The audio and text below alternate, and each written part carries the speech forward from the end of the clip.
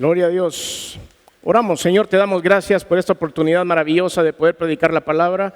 Estamos conscientes de la importancia y lo delicado que es esto, Señor, el poder compartir un mensaje. Es por eso que apelamos a tu presencia y oramos para que el Espíritu de Dios nos ayude a hacerlo correctamente. Los siguientes minutos, Señor, estaremos listos para poder recibir el mensaje. Todos nosotros abrimos nuestro corazón para poderlo hacer y recibirlo correctamente. Te doy gracias, Señor. Y te pido, Espíritu Santo, que tomes el control absoluto de todo lo que voy a decir. En el nombre de Jesús. Amén. Vaya conmigo a la Escritura, a la primera carta a los Corintios, capítulo 11, versículos del 23 al 26. Primera de Corintios, capítulo 11, versículos del 23 al 26. He titulado este mensaje, Reunión de confianza con Jesús. Reunión de confianza con Jesús. Antes de leer esa porción de la Escritura que es muy conocida por todos, los jóvenes de hoy tienen algunos dichos muy típicos de su generación. Cada uno de nosotros creció con algunos dichos muy típicos de nuestra generación. Y ahora los jóvenes, cuando se van a reunir así en confianza entre amigos, dicen, es que tengo un get together. Get together es una frase en inglés que quiere decir reunirnos o estar juntos. Y todavía lo reducen un poco más y le dicen a uno, es que tengo un GT, un GT, un get together. Y entonces, ¿y a qué vas? Voy a un GT. Y eso quiere decir una reunión entre amigos. Pues resulta que en la Biblia podemos encontrar un GT que ha sido muy famoso, un get together, una reunión de confianza muy famosa. En estos últimos días, mi segundo hijo se graduó del colegio y lo tuve que ir a dejar ya a la universidad. Todo lo que hemos pasado, esa circunstancia es un poco difícil. De hecho, por aquí andaba el hermano Walter, que debe andar allá, está sentado mi hermano Walter. Nos encontramos en el aeropuerto, mi hermano Walter y yo. Él iba a ir a dejar a su hija en un viaje a la universidad y yo iba a dejar a mi hijo en ese mismo viaje, a ese mismo destino, a la universidad. Y no son situaciones fáciles porque uno ve cómo la familia va deshaciéndose poco a poco, en una manera ordenada. Mi hijo mayor ya había salido de mi casa a la universidad y se quedó trabajando en otro lugar y ahora mi hijo menor sale también. Entonces, antes de irse, previo a su salida, habían muchos GTs, habían muchas reuniones de despedida con la familia, con los abuelos, con los primos, con los tíos y todo el mundo quería despedirse de mi hijo porque se iba del país.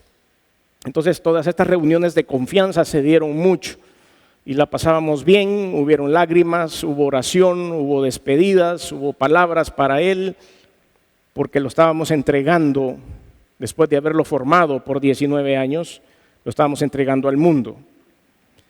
Pero en estas reuniones pasan cosas significativas e importantes, sobre todo cuando son de mucha confianza.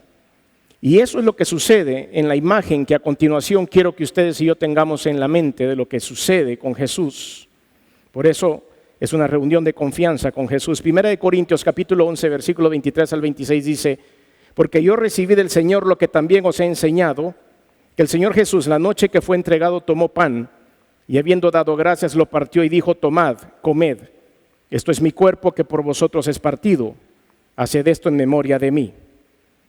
Asimismo tomó también la copa después de haber cenado, diciendo, esta copa es el nuevo pacto en mi sangre. Haced esto todas las veces que la bebiereis en memoria de mí. Así pues, todas las veces que comiereis este pan y bebiereis esta copa, la muerte del Señor anunciáis hasta que Él venga.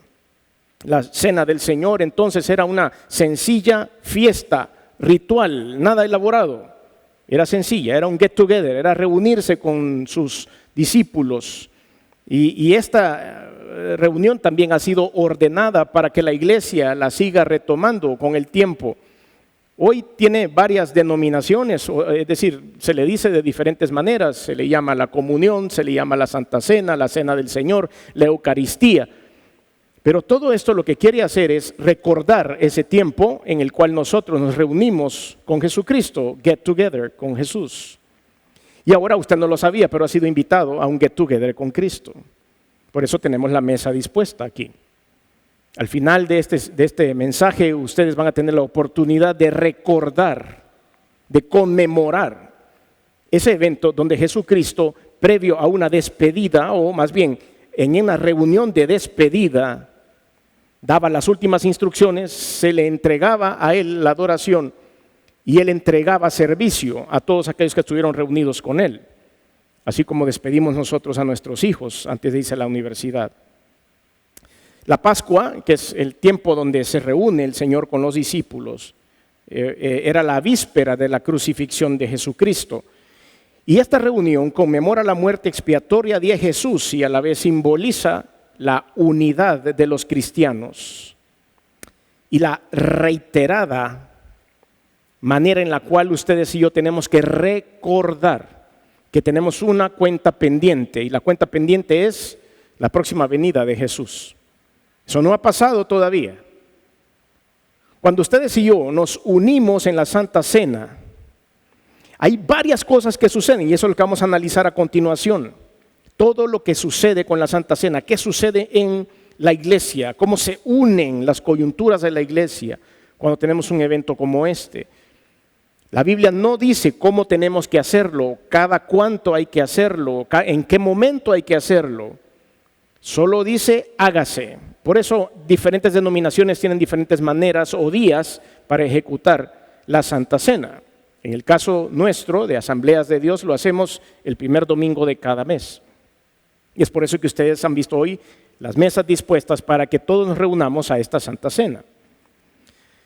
Después de esto sucede que viene el lavamiento de los pies de todos aquellos discípulos. Vamos a entrar en eso de la historia, saben que me gusta contar las historias, pero vamos a entrar en esto del lavamiento de los pies que Jesús hizo a sus discípulos. Aparte de hacerlo con amor, también les estaba enseñando lo que tenían que hacer ellos cuando Él ya no estuviera. Y por supuesto, recordó el fondo histórico desde el pueblo de Israel saliendo de Egipto, pasando por el Éxodo y el pacto que se creó con el pueblo de Israel y el nuevo pacto que se creó con Jesús. Todo eso sucedió una noche en la cual se reunió Él con sus amigos. Veamos un poco acerca del fondo histórico de todo este evento. Si nosotros le prestamos la debida atención a las palabras de Jesús cuando está reunido con todos ellos, nos daremos cuenta que con unas pocas palabras el Señor atravesó el Antiguo Testamento y hace referencia a por lo menos 3 textos que son cruciales para lograr entender todo el simbolismo que hay en la reunión, en el get together con Jesucristo, sobre todo en la época o en el momento de la Pascua. Quiero que vayamos pensando en paralelo, porque vamos a aprender mucho acerca de la teología, del por qué hacemos lo que hacemos. Pero a la par de eso, yo quiero que usted vaya tomando la idea, el simbolismo que hay en reunirse usted con Jesucristo a diario. Esto lo vamos a hacer una vez al mes. Otras denominaciones lo harán más seguido, otras lo harán más espaciado. Pero lo que no podemos nosotros dejar de hacer es get together con Jesús, reunirnos con Él todos los días de nuestra vida. Necesito oír las instrucciones que Él tiene para darme. Necesito cuál es la guianza. Él no se va a ir de mi vida como lo hizo aquí físicamente, porque Él está vivo. Pero necesito estar con Él todo el tiempo. Así que vamos a ir viendo cuestiones teológicas, pero también necesito que usted lo vaya aplicando a su vida diaria. El pacto o el antiguo pacto del Sinaí, de ahí nace todo esto de lo que después fue el sacrificio de Cristo en la cruz. Éxodo capítulo 24, versículos del 3 al 8 dice: y Moisés vino y contó al pueblo todas las palabras de Jehová y todas las leyes. Él había estado ya en el monte, había recibido todo de parte de Dios.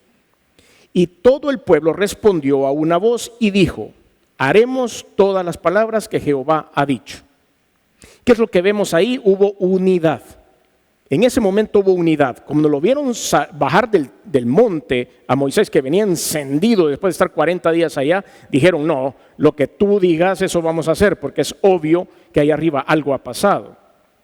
Y Moisés dice, escribió todas las palabras de Jehová. Si usted va llevando el texto y lo leemos despacio, primero él viene y les dice: así vamos a hacer las cosas, y todos dicen amén. Y después vino él y dice, para que no se nos olvide, voy a empezar a escribir la ley. Y escribió todo eso, y levantándose de mañana, edificó un altar al pie del monte y 12 columnas según las 12 tribus de Israel. Y envió jóvenes de los hijos de Israel, los cuales ofrecieron holocaustos y becerros con sacrificios de paz a Jehová. Y Moisés tomó la mitad de la sangre y la puso en tazones y esparció la otra mitad de la sangre sobre el altar.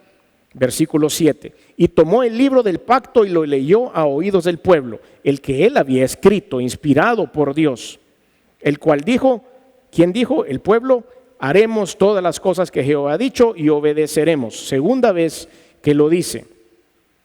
Dios está poniendo la ley, Dios está poniendo lo que se debe cumplir, cuáles son sus consecuencias buenas de cumplirlas y las malas de no cumplirlas. Y el pueblo está poniendo lo suyo, la obediencia, diciendo está bien, lo vamos a cumplir. Ese es el pacto, por eso el pacto era de 2 vías ahí. Entonces Moisés tomó la sangre y roció sobre el pueblo y dijo, he aquí la sangre del pacto que Jehová ha hecho con vosotros sobre todas estas cosas. Ese fue el antiguo pacto, no es así ahora. Después el profeta Jeremías anuncia el nuevo pacto. Jeremías, allá en el Antiguo Testamento, anunció lo que después Jesucristo iba a anunciar cuando estaba cenando en el get together con sus apóstoles. Jeremías 31, del 31 al 34. He aquí vienen días, dice Jehová, en los cuales haré nuevo pacto con la casa de Israel y con la casa de Judá. No como el pacto que hice con sus padres el día que tomé su mano para sacarlos de la tierra de Egipto.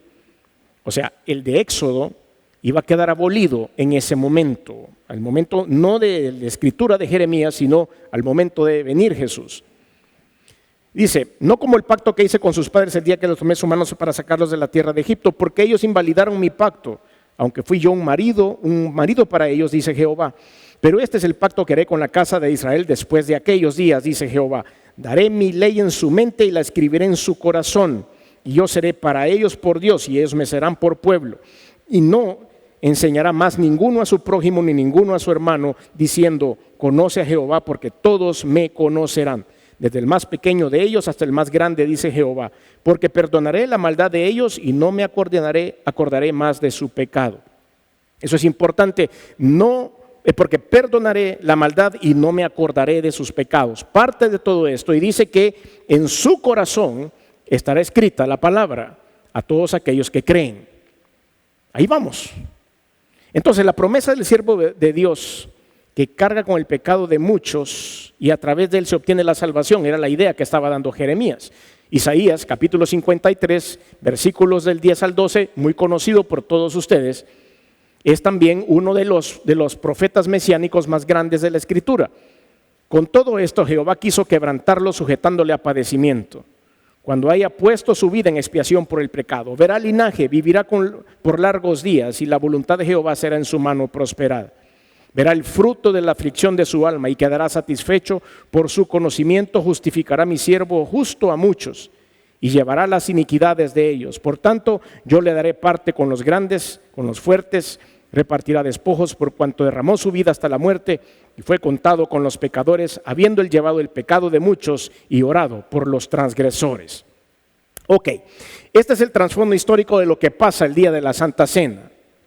¿De dónde viene el pacto antiguo? ¿De dónde se anuncia el nuevo pacto y cómo se cumple el nuevo pacto en Cristo Jesús? Y todo eso había sido profetizado en el Antiguo Testamento para que recibiera cumplimiento ese día de la cena de la Pascua. Ahora, el flujo normal del nuevo pacto en el cual ustedes y yo hoy tuvimos la oportunidad de vivir, porque puede ser que ustedes y yo hubiéramos tenido la oportunidad de vivir allá en el Antiguo Testamento hace unos 5,000 años, pero no, nos tocó esta parte. Y aquí nosotros tenemos que manejarnos espiritualmente y nuestra relación con Dios a través del nuevo pacto, no del anterior. Y este pacto es más sencillo, más fácil que antes. Antes le daban a un librote grandote así de un montón de reglas y le decían, cúmplase.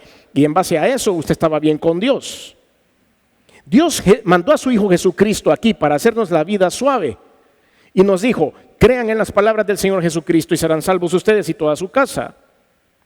Entreguen su fe a Jesucristo y el sacrificio que Él hace en la cruz, tomando la figura del Cordero inmolado, y entonces sus pecados serán perdonados y será otorgada a ustedes la vida eterna. Simple. Ahora, el flujo normal de ese nuevo pacto es este. Primero la salvación y el perdón de los pecados. Eso es lo primero, cuando yo entrego mi vida a Jesús. Abro mi corazón y digo, sí creo en todo lo que Él hizo, en lo que es, después de la resurrección. Hebreos capítulo 8, versículos del 10 al 13, Hebreos 8 del 10 al 13, retoma las palabras del Antiguo Testamento y las valida para el Nuevo Testamento. Retoma las palabras del Antiguo, que estaba en Jeremías, y las valida en el Nuevo Testamento. Poniendo esto, el Señor dice, así es. Esto que se escribió ahorita se está cumpliendo. Hebreos 8, del 10 al 13. Por lo cual este es el pacto que haré con la casa de Israel. Después de aquellos días, dice el Señor, pondré mis leyes en la mente de ellos y sobre su corazón las escribiré. Y seré a ellos por Dios y ellos me serán a mí por pueblo. Y ninguno enseñará a su prójimo, ni ninguno a su hermano diciendo, conoce al Señor, porque todos me conocerán, desde el menor hasta el mayor de ellos, porque seré propicio a sus injusticias y nunca más me acordaré de sus pecados y de sus iniquidades. Como ven, el Señor está validando esta parte. Y en el versículo 13 dice, nuevo pacto ha dado por viejo el primero, y lo que se da por viejo y se envejece está próximo a desaparecer. Ahí está la transición. Ustedes y yo estamos mucho después de esa transición. Esto sigue válido el día de hoy. Entonces la ley está escrita en el corazón. Nosotros, cuando recibimos a Cristo como Señor y Salvador, Él pone en nuestro corazón lo que tenemos que hacer a través de la unción y de la presencia del Espíritu Santo. Después dice que nos adopta como pueblo suyo. Y seré a ellos por Dios y ellos me serán a mí por pueblo. Ustedes y yo tenemos la opción, aún no siendo judíos, no siendo hebreos, ni del linaje de los hebreos, sino gentiles, salvadoreños, o mexicanos, o argentinos, o paraguayos, o uruguayos, o lo de donde sea que usted ha nacido, tenga la oportunidad de poder alcanzar la nacionalidad celestial. Un conocimiento personal de Dios también, versículo 11 dice, y ninguno enseñará a su prójimo, ni ninguno a su hermano diciendo, conoce al Señor, porque todos me conocerán. Habrá algo dentro de nosotros conectado con Dios, el Espíritu Santo. Número 4, el perdón de los pecados, versículo 12, porque seré propicio a sus injusticias y nunca más me acordaré de sus pecados. Este es el flujo normal de cómo Dios diseñó el nuevo pacto. Y la conclusión, por supuesto, es el inicio de este nuevo pacto. El viejo pacto, dice, se hizo viejo, ya no funciona, pero viene el nuevo. Esta es la primera parte de este flujo normal, salvación y perdón de los pecados. La segunda parte del flujo normal de esta relación con Dios está en el bautismo en aguas. Esta segunda parte, y son todas estas cosas las hacemos por obediencia. La salvación y el perdón de los pecados lo hacemos por fe, por obediencia. Vamos y recibimos a Cristo como Señor y Salvador, entregamos nuestra vida a Él, el Espíritu Santo llega a nuestro corazón y se genera la comunicación con Dios. Borrón de pecados, vida eterna, nueva vida en Cristo y empezamos de nuevo. A raíz de esto viene la obediencia y como parte de la obediencia debo pasar por las aguas bautismales. Las aguas bautismales, ya lo hemos explicado en otras oportunidades, no salva, eso no salva. Ese es un proceso de obediencia en el cual yo tengo que entrar a las aguas por inmersión para que el tipo de muerte, el tipo de la muerte que yo llevaba encima quede tirado en las aguas y yo pueda resucitar a una nueva vida en Cristo. Romanos 6, 4, 6 dice, Romanos 6, 4 al 6, porque somos sepultados juntamente con Él para muerte por el bautismo, a fin de que como Cristo resucitó de los muertos, por la gloria del Padre, así también nosotros andemos en vida nueva. Efesios 4, del 22 al 24 dice, en cuanto a la pasada manera de vivir, despojados del viejo hombre que está viciado conforme a los deseos engañosos y renovados en el espíritu de vuestra mente, y vestidos del nuevo hombre creado según Dios en la justicia y santidad de la verdad. Todo eso sucede en el momento en que yo tomo la decisión por obediencia de entrar a las aguas bautismales. Y el tercer punto que hay en este flujo del nuevo pacto es la Santa Cena, la Cena de Dios.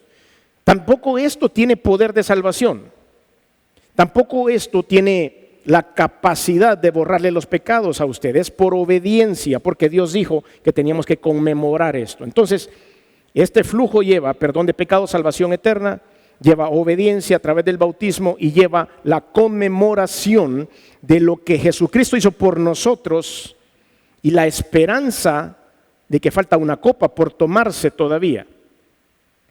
En el tiempo antiguo, cuando ellos decidían hacer un GT,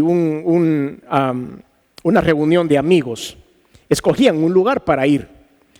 Recuerdo en mi cabeza, si hay algunas señoras aquí que superan los 50 años, se acordarán de esto, porque cuando yo era pequeño me acuerdo que mi mamá decía, voy a ir a un té, y antes se usaban salas de té. ¿Recuerdan las señoras que antes habían salas de té? Habían algunas famosas, ¿verdad? Ustedes me pueden hacer acordar algunas de esas. La Chandel, el Rosal, ¿sí, verdad? Habían un par de salas de té y las señoras iban ahí solo a tomar el té, es decir, a comer algo y hacer un té porque alguien cumplía años. Entonces buscaban un lugar específico diseñado para el té. Y por supuesto los esposos salían a bailar en todas esas reuniones, ¿no es cierto? ¿Verdad? Siempre había algo ahí. Siempre el esposo llegaba, salía alguien quejándose del esposo, pero no importa. Ahora ya las salas de té ya no existen casi.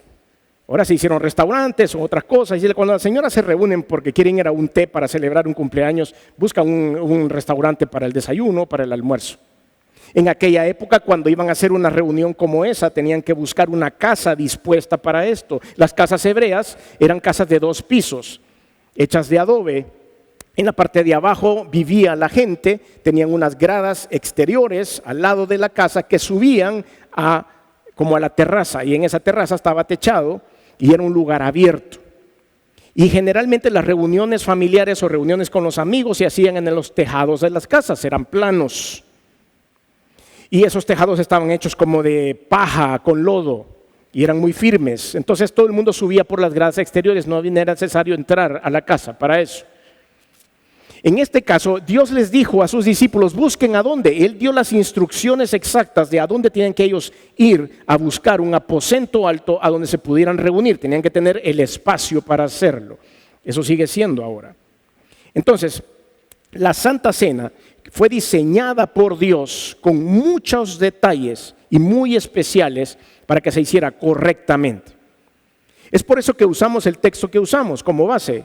Más adelante nuestro pastor va a dirigir la Santa Cena y va a utilizar este texto en 1 Corintios capítulo 11, versículo 23, escrito por Pablo. El apóstol Pablo entendía muy bien lo que era tener una reunión íntima con Jesucristo. El apóstol Pablo entendió la importancia de que ustedes y yo nos pudiéramos reunir con Jesús, de organizar un evento sencillo, pero estar con Él siempre. Entender el nuevo pacto que hay entre Jesús y su pueblo. Eso se nos ha olvidado mucho, por eso a veces no tenemos la conciencia del rol de Jesucristo en el cristianismo. Hay muchas personas, sobre todo jóvenes con los que he conversado últimamente, y dicen, creo en Dios, creo en el poder del Espíritu Santo, pero no estoy seguro sobre Jesús. No sé si solo fue un hombre que vino al mundo, no sé siquiera si vino al mundo. Y en nuestra próxima predicación vamos a estar abordando este tema de frente, con datos arqueológicos y científicos acerca de la existencia de Jesús. Pero entonces aquí nos damos cuenta que el apóstol Pablo viene y dice, es importantísimo, aunque yo no viví en esa época ni estuve en esa reunión, es necesario que yo le diga al resto del mundo lo que se tiene que hacer para que no se olvide esta conmemoración. 1 Corintios 11, 23 al 26 es nuestro texto base. Porque yo recibí del Señor lo que también os he enseñado.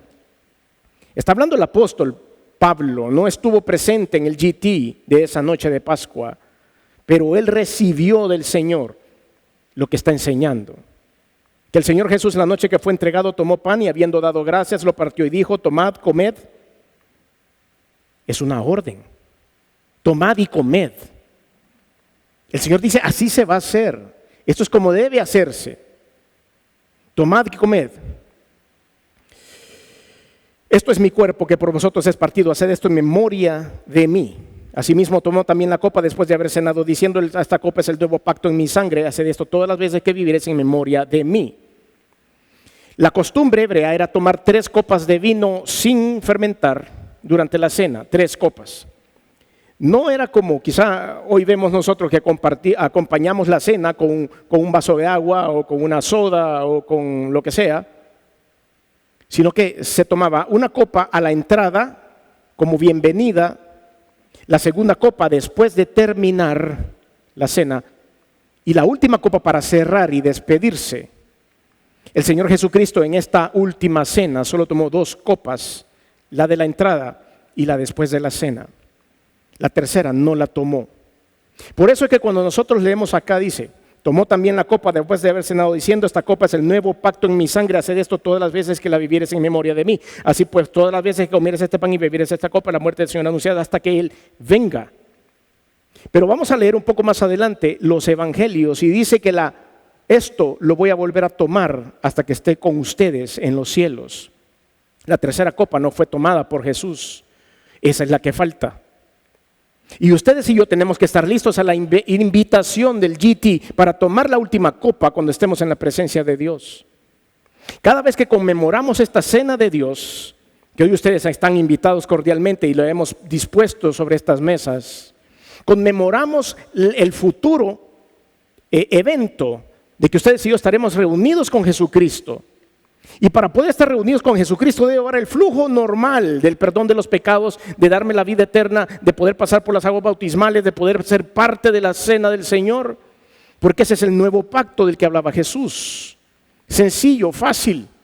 No tengo que leerme un librote de este tamaño donde estaba escrita toda la ley de Moisés y darle estricto cumplimiento a todo eso. Debo vivir como Dios quiere que viva.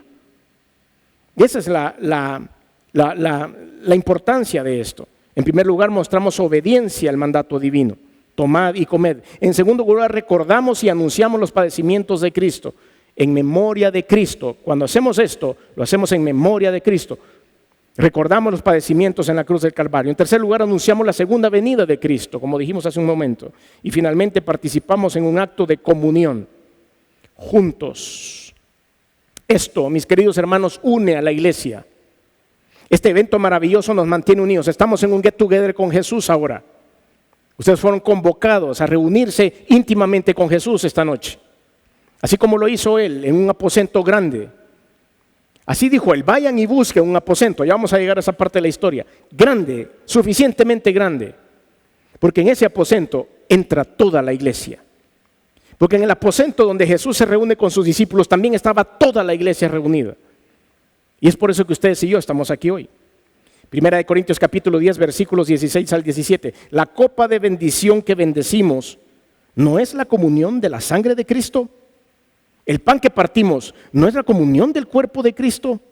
Siendo uno solo el pan, nosotros, con ser muchos, somos un cuerpo, pues todos participamos de aquel mismo pan que es Jesucristo. Ahora, hay que ser cuidadosos con esto.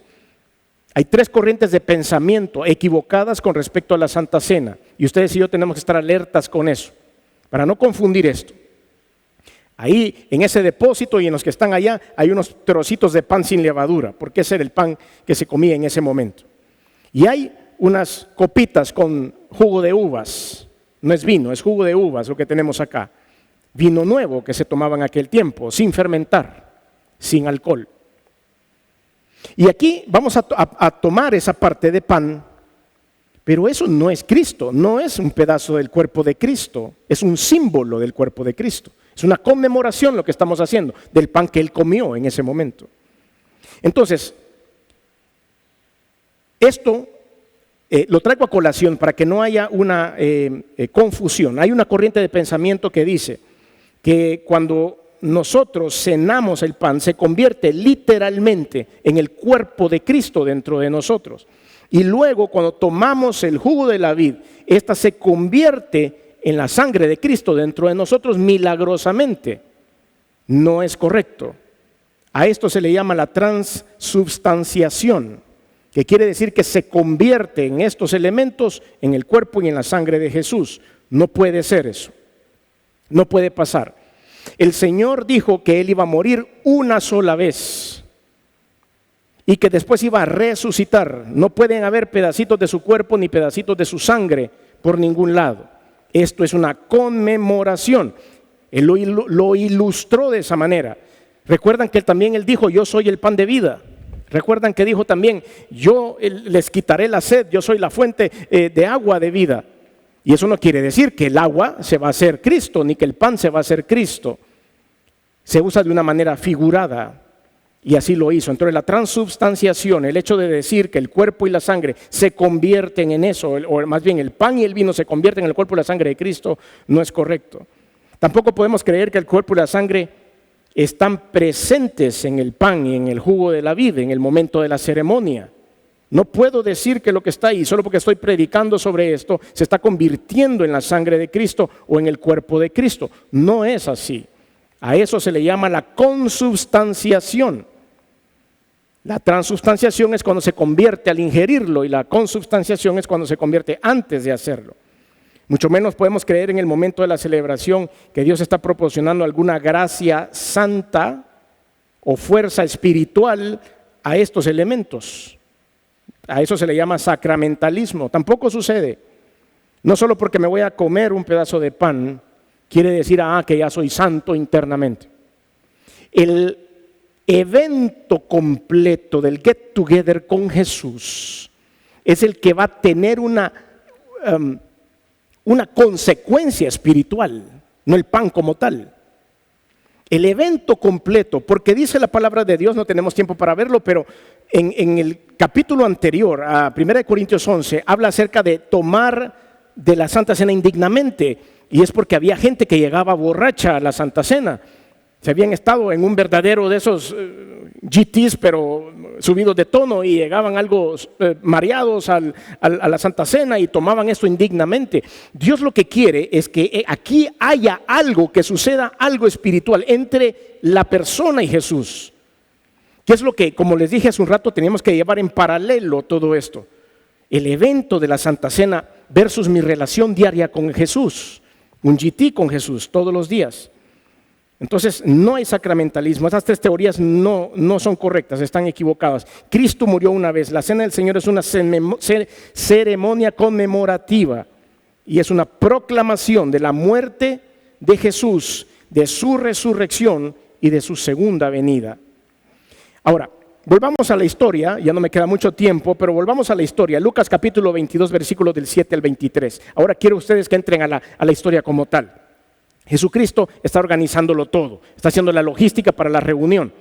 Los discípulos le ayudan, cada quien habían comisiones, unos encargados de la comida, otros encargados de buscar el lugar, otros los encargados de girar las invitaciones, otros de mandar los correos electrónicos para que todos lleguen, otros de mandar las localizaciones en los celulares para que todos los apóstoles llegaran a tiempo, etc. Y estaban todos convocados. Cuando digo todos, era todos, incluyendo a Judas. Ahí estaba Judas también. Todos en el GT con Jesús. Versículo del 7 al 23. Llegó el día de los panes sin levadura, en el cual era necesario sacrificar el cordero de la Pascua. Y Jesús envió a Pedro y a Juan diciendo: id y preparaos la Pascua para que la comamos. Ahí está la primera comisión. ¿Quién eran? Pedro y Juan. Siempre andaban juntos estos dos, peleando entre ellos y compitiendo, pero era divertida esa pareja. Id y preparaos la Pascua para que la comamos. Ellos le dijeron: ¿dónde quieres que la preparemos? Él les dijo: he aquí, al entrar a la ciudad os será al encuentro un hombre que lleva un cántaro de agua. Seguidle hasta la casa donde entrare. Esto es bien interesante. He predicado acerca del hombre del cántaro en agua, así que no le voy a dedicar mucho tiempo a esto, pero resulta que en el tiempo antiguo solo las mujeres iban en la mañana al pozo a traer agua en cántaros. Los hombres no hacían eso. Y las mujeres iban muy temprano, porque hacía mucho calor, agarraban el cántaro, se lo ponían en la cintura y caminaban por la ciudad con el cántaro en agua. Solo hacían las mujeres.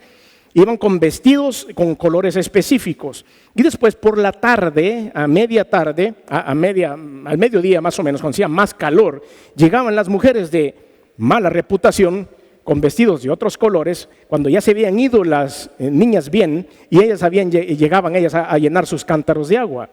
Entonces no era normal que ustedes vieran pasar a un hombre con un cántaro. Pero Dios había hecho todo esto porque los andaban persiguiendo para atraparlos. Había que tener señales. Aparte de la logística, también estaban tomando todas las medidas de seguridad, porque era tan importante esa reunión por todo lo que él iba a decir, que se tenían que reunir sin la interrupción de los fariseos. Y entonces dicen: vayan, entren a la ciudad y van a ver a un hombre con un cántaro de agua. En ese momento Pedro y Juan se han de haber volteado a ver y han de haber dicho: un hombre con un cántaro. O sea, tiene que ser súper llamativo para que nosotros enteramos. Y ellos llegan a la ciudad y ¿qué creen? Ven al hombre del cántaro. ¡Ey, ey, ey! Ahí va el hombre del cántaro, mira, sigámoslo. Y empezaron a seguir al hombre del cántaro. Mira, qué bien, el Señor sabe lo que está haciendo. Por supuesto que lo sabe. Sabe bien. Obligó a ese hombre. Tal vez la señora de ese hombre amaneció indispuesta esa mañana, un poco enferma, adolorida, no lo sé, pero no pudo ir a sacar agua. Y le dijo, ay no, Chepe, anda tú a sacar el agua mejor porque yo no puedo ir, mira, me duele la espalda. Y Chepe, me van a ver los vecinos, ¿cómo voy a ir yo con el cántaro? Ay no, pero entonces no vamos a tomar agua porque yo no puedo ir, estoy mal. Decirle a la vecina que te haga el favor de traer 2 cántaros. ¿Cómo va a venir doña Julia con 2 cántaros? Anda tú, Chepe. Así que ven al Chepe viendo para todos lados que no lo vieran los vecinos y sale con el cántaro. Y llega a servirse el agua y después venía temeroso de que no lo vieran los vecinos jalando el cántaro de agua. Y de repente 2 hombres misteriosos, uno llamado Pedro y el otro llamado Juan, empiezan a seguirlo. Y él se debe haber puesto nervioso y ya me agarraron estos jalando el cántaro. ¡Qué vergüenza! ¿Qué van a decir de mí? Y empiezan a seguirlo y ellos lo seguían. Y él corría más y los dos lo corrían más todavía para saber a dónde se metía. Y él se metía por unas gradas y lo venían siguiendo. Hasta que se acercaron a él y le dijeron, dice el maestro que a dónde nos vamos a reunir. Sí. Ustedes son los mandados por Jesús, sí. Ya me había asustado yo, que me iban a sacar en todas las redes sociales jalando el cántaro. Pero no se preocupen, suban, les voy a enseñar a dónde es esto. Y subieron y vieron ese lugar grande, dispuesto. Versículo 11, y decide el padre de familia de esa casa, el maestro dice, ¿dónde está el aposento donde he de comer Pascua con mis discípulos? Entonces él nos mostrará un gran aposento alto, ya dispuesto, preparada allí. Cuando ellos llegaron ya las sillas estaban puestas, el decorado estaba puesto, la mesa estaba con el mantel. Todo estaba listo para que ellos entraran. Fueron pues y hallaron como les había dicho y prepararon la Pascua. Cuando era la hora se sentó a la mesa y con él los apóstoles. Y les dijo, ¿cuánto he deseado comer con vosotros esta Pascua antes que padezca? Ese fue el primer discurso de Jesús ahí. La despedida, un get together con sus apóstoles para despedirse porque ya no lo verían más. Bueno, lo iban a ver después por 40 días, después de la resurrección. Pero en ese momento él se estaba despidiendo, tendrían la necesidad de despedirse. Y empiezan las palabras, un poco tristes tal vez, y ellos no entendían lo que sucedía. Porque os digo que no le comeré más hasta que se cumpla en el reino de Dios. Y habiendo tomado la copa, dio gracias y dijo, tomad esto y repartidlo entre vosotros, porque os digo que no beberé más del fruto de la vid hasta que el reino de Dios venga. Ha quedado abierto ese capítulo, mis queridos hermanos. Ustedes y yo vamos a celebrar esto hoy. El capítulo sigue abierto. Me da emoción eso. Porque Jesucristo puede venir hoy por ustedes y por mí. Porque Dios puede tomar la decisión de enviar a su Hijo Jesús por la iglesia hoy mismo. Ese capítulo sigue abierto. Esa copa la vamos a tomar con el Señor.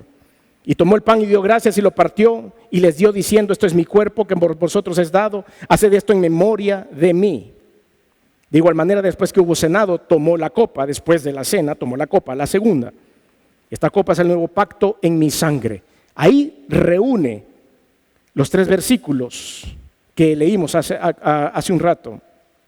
Que por vosotros se derrama, mas he aquí, la mano del que me entrega está conmigo en la mesa. A la verdad el Hijo del Hombre va según lo que está determinado, pero hay de aquel hombre por quien es entregado. Entonces ellos comenzaron a discutir entre sí de quién ellos sería el que había de hacer esto. Todos sabemos quién fue. Sabemos que era Judas, que estaba ahí mismo. Y si usted lee bien la historia despacio, Judas se va temprano del GT. No se quedó hasta el final. Hubo instrucciones que Judas no escuchó. Ahí lo lee usted porque ya no tenemos tiempo. Pero hubo instrucciones que Judas no escuchó porque de repente Dios le dijo, hay que ir a organizarlo todo. Y él salió de la reunión antes del tiempo. Y fue a arreglar sus cosas, pero sobre todo fue a arreglar el momento en que iba a entregar a Cristo. El Señor le lavó los pies antes de irse también.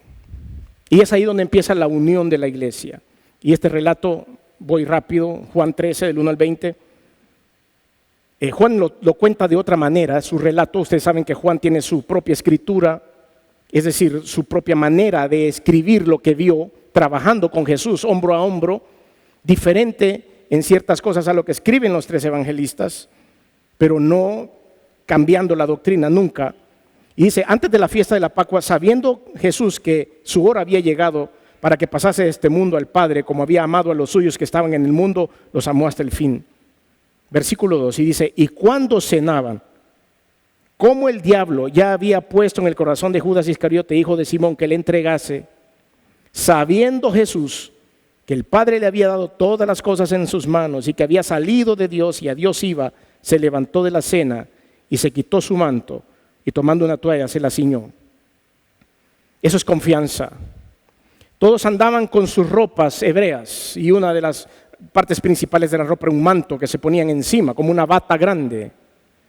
Y tenían que andar todo el tiempo eso delante de la gente. Pero en ese momento Jesús se quitó la bata. Es como que usted llegue a la casa de unos amigos y se quite los zapatos. Que las hermanas digan, ay, ya no aguanto estos tacones, me los puedo quitar, no te molesta porque estamos en confianza. Se quita los tacones la hermana y ya puede andar descalza un rato ahí. Eso no lo hace delante de todo el mundo, lo hace delante de su gente de confianza, ¿sí o no? Jesucristo se quita la bata, la cuelga y se amarra una toalla y empieza a lavarle los pies uno a uno, incluyendo a Judas Iscariote. Hay un diálogo ahí con Pedro, pero ese lo leen ustedes en casa, porque como siempre Pedro, diciendo algunas cosas fuera de lugar. Pero Jesús dijo en el versículo 10, el que está lavado no necesita sino lavarse los pies, pues todo está limpio y vosotros limpios estás, aunque no todos. Nosotros podemos ser cristianos de nombre, nosotros podemos venir a la iglesia y estamos lavados en general, pero los pies siempre se nos van a ensuciar. Siempre va a haber algo en nuestra mente que está sucio de pecado. Siempre vamos a necesitar que Dios, Jesucristo, nos lave alguna parte de nuestro cuerpo. Los pies eran importantes en esa época porque andaban en sandalias, siempre estaban sucios los pies. Pero nosotros, reuniéndonos con Jesucristo, también vamos a ser lavados. Y nosotros tenemos que hacer lo que Él hizo, lavar los pies de aquellos que están en necesidad. La iglesia se ha hecho una iglesia juzgadora, señalamos. Cuando alguien cae en pecado, lo que hacemos es señalar, lo ponemos en disciplina, lo quitamos del ministerio, lo rechazamos, lo hacemos que se salga de la iglesia porque le trae mal nombre. Cuando Dios nos ha mandado a lavarle los pies al pecador. No quiere decir que estemos de acuerdo con el pecado, no quiere decir que aplaudamos el pecado, no. Sí, lo vamos a ministrar, sí vamos a estar con Él para ayudarlo a salir de su problema, pero tenemos que lavarle los pies. Porque en la Santa Cena hay unidad, la unidad de la iglesia con Jesucristo. El siervo no es mayor que su Señor, ni el enviado es mayor que el envió, dijo el Señor en esa oportunidad. El que recibe, el que yo enviare, me recibe a mí, y el que me recibe a mí, recibe al que me envió. Quiero dejarles en su corazón dos cosas. El siguiente evento del cual vamos a participar es una conmemoración importantísima para la iglesia, porque nos estamos acordando del nuevo pacto en Jesucristo. La segunda cosa que quiero dejarles, su reunión con Jesús, su GT, su get together, su reunión íntima con Jesús, casual. Nada de formalismos, nada de palabras rebuscadas que suenen bonitas. Una conversación diaria con Jesús de la manera más casual. Escuchar sus instrucciones, escuchar lo que Él quiere para nuestra vida. Seguir las instrucciones del Señor para que nos vaya bien. Y conmemorar un día como hoy también la Santa Cena. ¿Quién sabe si Jesús viene por usted y por mí esta noche? Señor, te damos gracias por darnos la oportunidad de aprender más de tu palabra. Eres bueno y tu misericordia es para siempre. Estamos próximos, Señor, a participar de tu Santa Cena y hemos aprendido la importancia de este evento que hoy vamos a llevar a cabo. Todos hemos sido convocados. El aposento alto es grande, un gran aposento en donde toda la iglesia puede entrar. Si hemos hecho el flujo normal, y el flujo normal es acepte a Cristo como Salvador, obtenga el perdón de los pecados y su salvación. Pase por las aguas bautismales como una muestra de obediencia y entonces reúnase para poder obtener la Santa Cena. Si hay alguien en esta oportunidad que no ha recibido al Señor Jesús como Salvador, que le ha hecho sentido todo lo que hemos predicado hoy, no solo de la Santa Cena y sus motivos, sino del evento importantísimo que hay en el nuevo pacto. El nuevo pacto es algo simple, es sencillo, un paso de fe en el cual usted entrega al Señor Jesús su vida. El Señor aquí no ha dicho, te voy a quitar la paz, te voy a quitar tus bienes, te voy a quitar esto, si me entregas tu vida. El Señor ha dicho, ven así como estás, ábreme tu corazón y yo te prometo salvación eterna y perdón de pecados. Si usted quiere dar ese paso de fe, lo único que tiene que hacer, de acuerdo a lo que dice la Biblia, es hacer una sencilla oración diciéndole: Dios, te necesito que seas parte de mi vida. Yo no puedo darle ninguno de los pasos que hemos descrito hoy. Lo único que puedo hacer es acompañarlo en esa oración. Si usted quiere hacer esa oración y dar ese paso de fe, le quiero acompañar con una oración. Yo desde aquí y usted ahí en su silla, no es necesario ni que se levante para hacer esto. Pero quiero saber si está dispuesto a hacerlo, levantando su mano ahí donde está. Si hay alguien que entendió, comprendió el principio del nuevo pacto en Jesús y nunca ha recibido a Jesús como Salvador, este es el momento correcto. Levante su mano ahí donde está, discretamente si quiere, porque hay gente que yo entiendo que es un poco penosa y no quisieran llamar la atención. Pero yo desde aquí veo muy bien. Si usted quiere dar ese paso de fe, levante su mano discretamente donde está y diga: sí, yo quiero. Y yo desde aquí y usted desde ahí haremos esta oración. Habrá alguien que quiere levantar su mano antes de irnos, antes de pasar a la Santa Cena. Habrá alguien que levante su mano para recibir a Cristo como Salvador, en el nombre de Jesús. Estoy seguro que alguien a través de redes sociales está queriendo hacer esta oración. Si usted no levantó su mano por pena, no se preocupe. Voy a hacer esta oración para las personas que están en medios de comunicación y reciba a Cristo allí como Señor y Salvador. Diga conmigo: Señor Jesús, reconozco que he hecho cosas que no han sido de tu agrado, perdóname, me arrepiento. Reconozco que viniste al mundo hecho hombre, que te colgaron en una cruz y que la sangre que derramaste ha servido para limpiar mis pecados. Ahí nace el nuevo pacto, que resucitaste el tercer día y que estás sentado a la diestra de Dios vivo.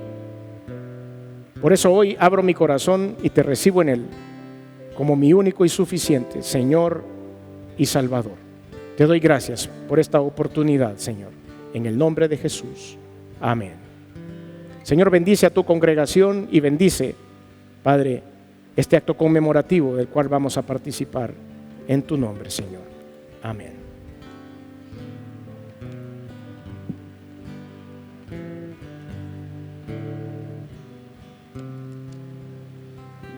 Bueno, amados, hemos recibido